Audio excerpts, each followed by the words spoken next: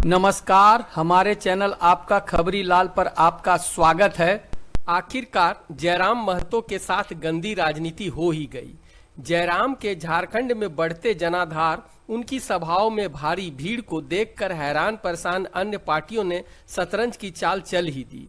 पहले भी कई बार जयराम को बदनाम करने और नीचा दिखाने का प्रयास किया गया था, मगर वे सफल नहीं हो पाए, किंतु मौके की ताक में हर वक्त लगे रहते थे। और इस बार मौका मिल गया कुर्मियों द्वारा शेड्यूल ट्राइब में शामिल होने के आंदोलन के दौरान। चूंकि ये कुर्मियों का आंदोलन है, स्वाभाविक है कि इसमें झारखंड की दो प्रतिद्वंदी पार्टियां जेएलकेएम और आजसू का होना ही था। और भी कई कुर्मी नेता शामिल थे, मगर निशाना मुख्य रूप से जयराम महतो को ही बनाया गया। वैसे भी सुदेश महतो की पार्टी आजसू अपने सबसे ऊंचे पायदान तक पहुंच चुकी है और अब अपने ढलान पर है, मगर जेएलकेएम अभी अपने शुरुआती दौर में है और जयराम से लोगों को बहुत अपेक्षाएं हैं। यहां तक कि लोग उन्हें अगले सीएम के तौर पर भी प्रोजेक्ट करना शुरू कर दिया है। इस आंदोलन में जेएलकेएम पार्टी और उसके सुप्रीमो जयराम महतो ने बढ़ चढ़कर हिस्सा लिया।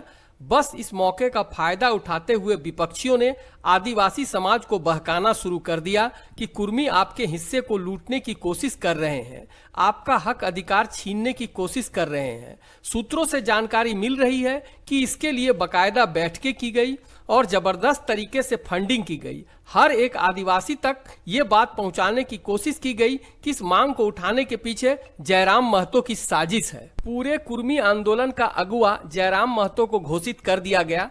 आदिवासी नेताओं नेत्रियों को काम पर लगा दिया गया कि जयराम के विरुद्ध जितना बोलोगे उतना आपको फायदा दिया जाएगा, और उन्होंने भी गला फाड़ फाड़ कर बोलना शुरू कर दिया। तुम अगर टाइगर हो तो हम भी शिकारी हैं। अरे तुम अगर टाइगर हो तो हम भी शिकारी हैं। तुम जैसे 100 कुर्मियों पर ये ज्योत्सना क्रिकेट आदिवासी बेटी अकेले भारी है। जने मुड़ी तने पुड़ी रे।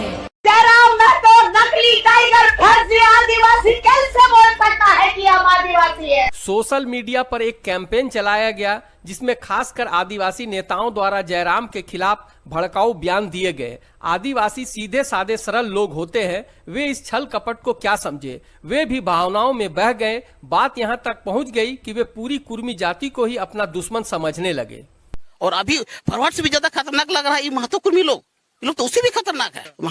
हम लोग सुने थे महात्मा मांझी भाई भाई है ना, ये हमको ये जो भाई भाई नहीं है, कब आपको चाकू मार देगा ये कहना मुश्किल है।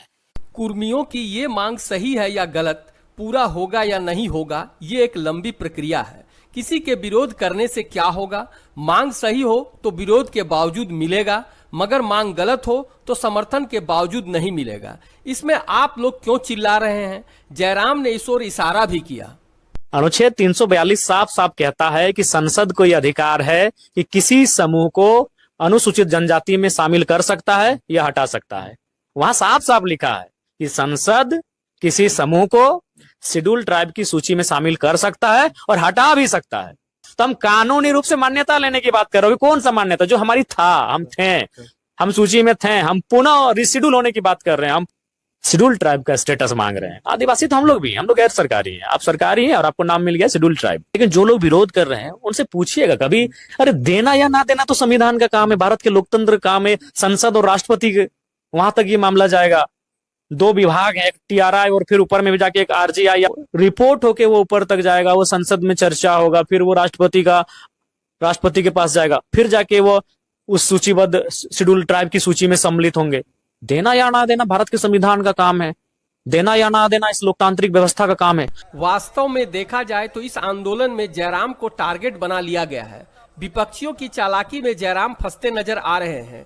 निजी तौर पर जयराम महतो को इसका नुकसान उठाना पड़ेगा। जयराम इसे स्वीकार भी करते हैं। उससे ज्यादा रिस्क तो जयराम महतो का था, क्योंकि सभी आप जानते हैं कि हम एक नया पार्टी है, नया वोट है, मेरा वोट नया वोट है। हमको कहां से दोबारा 29 में हम किस समीकरण से जाएंगे, क्या बोल के हम वोट लेंगे? तो इसी समय हमारा ग्राफ बढ़ रहा था। इसी समय अन्य विशेषकर आदिवासी समाज के बहुत सारे लोग हमसे जुड़ रहे थे। नफरत का कारण क्या है? चुनाव जाके भविष्य में जितना या ना जितना अलग बात है, हम दुश्मन हो गए, आज हम पराये हो गए, भुगतना पड़ेगा। रामगढ़ में हुए सभा में लगभग 50,000 से ज्यादा लोग उपस्थित थे। किसी भी जगह एक दिन एक साथ हजारों की संख्या में लोगों की उपस्थिति बिना किसी फंडिंग के संभव ही नहीं है। इतने लोगों के आने जाने की व्यवस्था, सभा स्थल पर इंतजाम कोई 1-2 लाख रुपए का काम नहीं है। इसके लिए बड़ी रकम की जरूरत पड़ी होगी। किसने दिया इतना पैसा? किसने किया इस पूरे सम्मेलन का आयोजन? कहने वाले कह सकते हैं कि यह स्वतः स्फूर्त था। लोग खुद अपना खर्च उठाकर यहाँ आए थे, मगर सच्चाई आपको भी समझ में आता ही होगा। जयराम महतो को टाइगर के नाम से भी पुकारा जाता है। जयराम को नीचा दिखाने के लिए टाइगर के पुतले को उल्टा लटकाकर नारे लगाए गए। जयराम महतो तेरा हाल ही होगा, जयराम महतो तेरा हाल ही होगा, टाइगर आधार कार्ड में होकर टाइगर नाम है।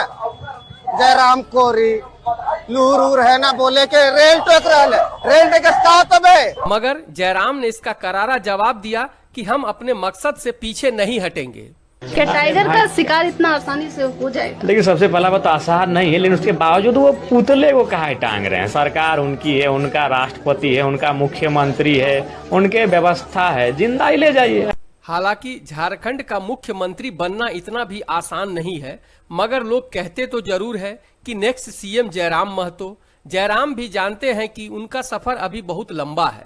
झारखंड के कोने कोने में पार्टी का विस्तार करना, सभी जगह अपने कैडर तैयार करना, जनता में पैठ बनाने में वक्त लगता है। जयराम सही रास्ते पर जा भी रहे थे। 2029 में तो थोड़ा मुश्किल नजर आता है, मगर जिस रफ्तार से जयराम बढ़ रहे हैं, 2034 में तो जयराम सीएम पद के प्रबल दावेदार के तौर पर उभर रहे थे। यही कारण है कि सत्ता का स्वाद चख चुके नेता जयराम नाम के घाव को नासूर बनने के पहले ही जड़ से इलाज करने के लिए प्रयासरत थे।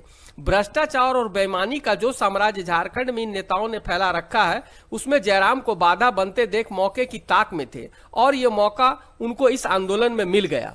जयराम को गाली देकर फायदा उठाने वाले लोगों ने स्वीकार भी किया कि अपने राजनीतिक फायदे के लिए हम जयराम को गाली भी देंगे। जयराम महतो तो ना आदिवासी का है ना कुर्मी का है, कोई समुदाय का नहीं है। उसको खाली अपना पॉकेट गरम रहे, अपने से मतलब है। जब से वो जीत क्या है ना, तब से देखिए झारखंड शांत नहीं है। कभी कोई आंदोलन, कभी कोई आंदोलन, कभी किसको गाली, कभी किसको गाली। गालियां दे दे के नेता बन रहा है, तो हम गाली पीछे हटे रहेंगे? हम भी बक बक के नेता बनेंगे। इस मसले पर आपकी क्या राय है कि क्या इस आंदोलन से जयराम को निजी राजनीतिक नुकसान झेलना पड़ेगा? जयराम महतो अगले सीएम पद के दावेदार बन सकते हैं? अपनी राय हमें कमेंट में जरूर दें। साथ ही हमारे चैनल आपका खबरीलाल को सब्सक्राइब करना न भूलें, ताकि हर अगली खबर पर आपकी नजर बनी रहे। धन्यवाद।